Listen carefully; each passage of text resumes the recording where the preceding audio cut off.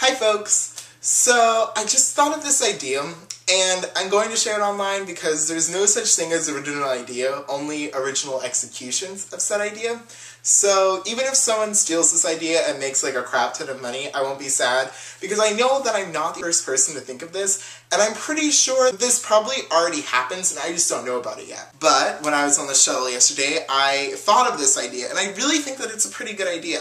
So you know how like in grade school, if you went to private school, then you're like, shut up. But in public schools, in America at least, you rent the textbooks that you have throughout the year. Well, you don't rent them, but they check it out of your like student ID card or whatever, and you get them and you have them the whole school year. And they're banged up and there's highlights and underlines or whatever, and you just have to deal with it.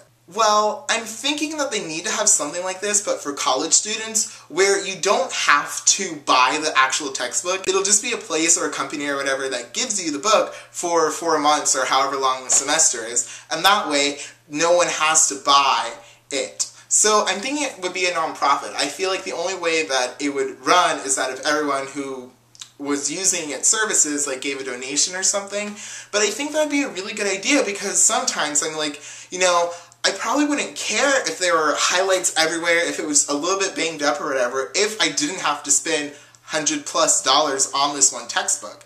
And sometimes when you get a textbook that's used from the bookstore or from another store that you go to online, ched.com, wherever, there's already highlights. And there's already underlines, and there's already missing pages and stuff like that. But in seriousness, there's obviously a lot of people who like can't afford books or like whose scholarship doesn't cover books, and they don't have a crap ton of extra money to buy books. I've heard of stories from people who like can't afford books, so they just don't use one all semester. They wouldn't have the textbooks that you need in the library if everyone could have enough money to afford it. So I think it's like a practical thing. I just need this nonprofit to really happen. This is a nonprofit that will serve me unselfishly. But seriously, you guys, I want free books. I don't care if there's highlights in them. I don't like paying $40 or like $30 for a book that has highlights in it, where if there were this company that I could go to and it had highlights in it, I could just have it for free. And I don't care about missing pages, and I don't care about old editions if it's free,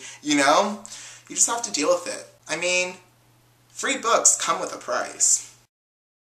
Hey Ryan, I hope you don't mind. I took the liberty of making you this title sequence. Ryan's word of the day. You could choose to use it, or not. However, if you do use it in today's episode, you would vindicate the time I spent making it. That brings us to your word of the day. To vindicate means to justify, to prove the worth of, to defend, or to exonerate. Simple sentence. At the time, I thought buying these gummy worms was a little frivolous, but the purchase was vindicated when I got snowed in and had little else to eat.